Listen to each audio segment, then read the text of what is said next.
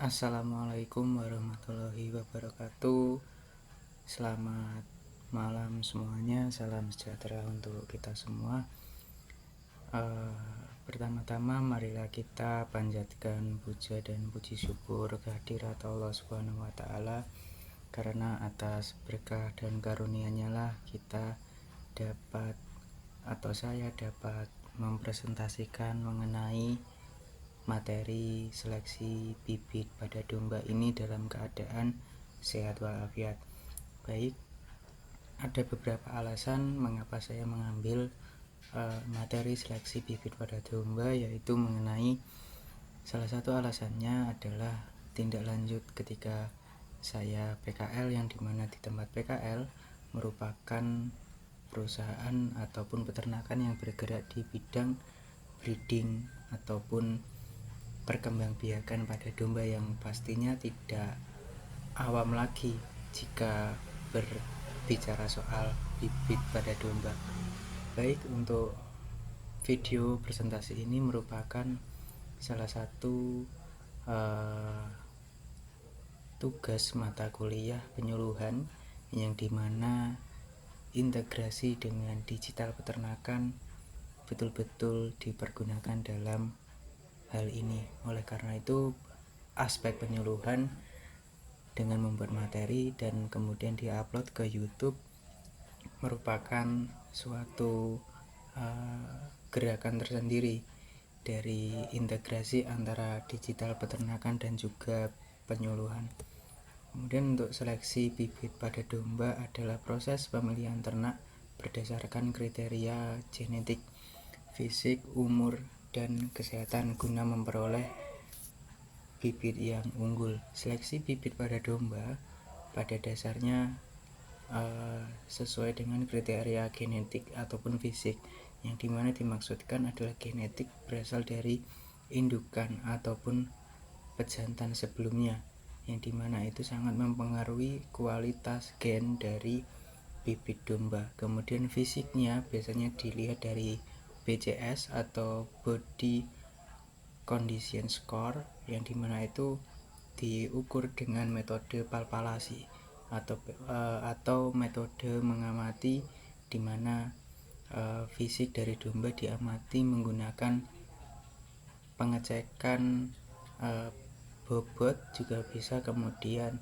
lingkar panggul, lingkar dada atau lingkar badan juga bisa. Kemudian untuk umur dan kesehatan juga berpengaruh, karena umur itu sangat mempengaruhi. Misalkan umur 3 atau 4 bulan tapi pertumbuhannya sudah sangat cepat, nah biasanya itu masuk dalam kriteria pemilihan bibit yang unggul. Kemudian kesehatan juga sangat berpengaruh, karena kesehatan menjadi faktor utama. Yang dikhawatirkan adalah nanti kalau bibit tidak sehat, maka akan terancam jangka panjang daripada bibit tersebut atau bisa menyebarluaskan penyakit.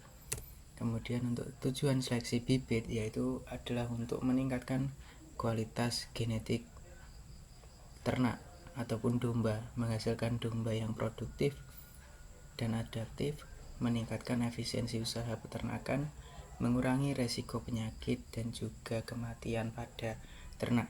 Kalau bibit yang dikembangbiakkan adalah bibit yang unggul, maka tidak menutup kemungkinan kualitas setelahnya akan menjadi unggul pula.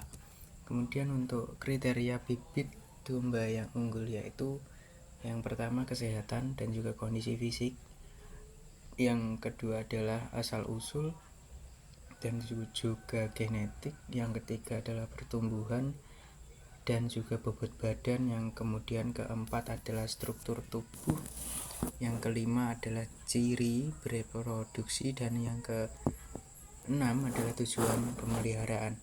Struktur tubuh, yang dimaksudkan struktur tubuh adalah dimana domba ini berada dalam kondisi yang normal.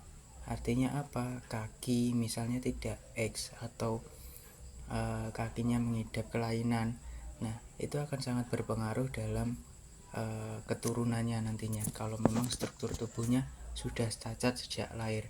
Nah, biasanya domba yang sudah cacat sejak lahir, maka domba tersebut tidaklah masuk dalam kriteria pemilihan bibit. Kemudian ciri reproduksi di mana misalnya testisnya itu kalau hanya satu tidak dua, maka bukanlah kriteria bibit yang unggul.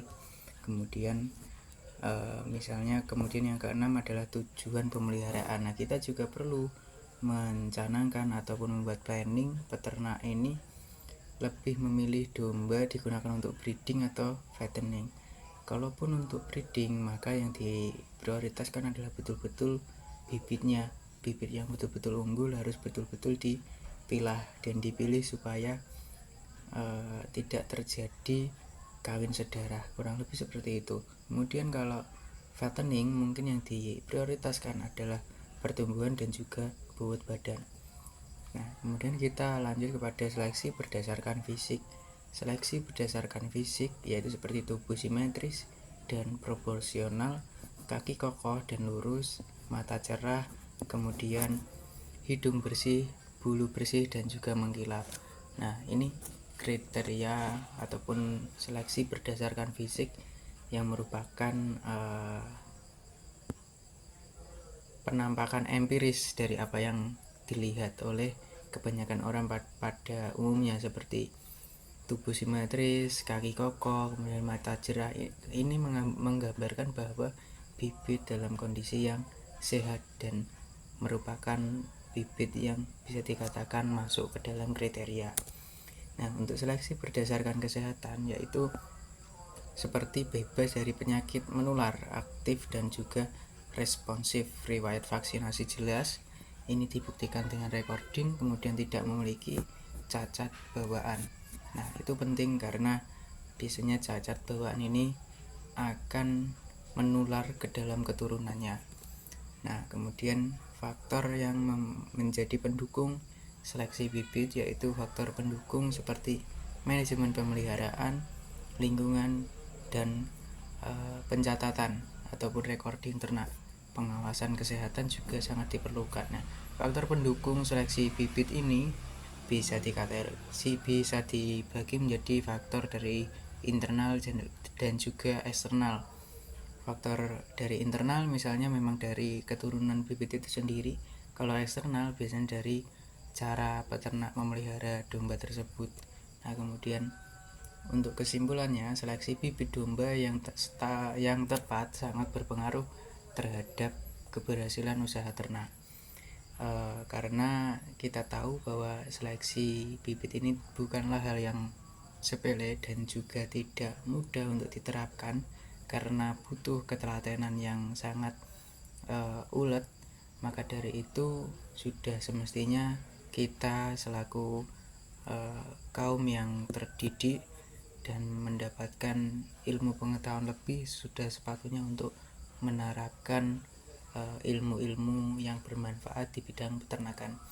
Baik, sekian mengenai presentasi pada hari ini. Atas kurang lebihnya saya mohon maaf. Wallahul muwaffiq ila aqwamit thoriq. Wassalamualaikum warahmatullahi wabarakatuh.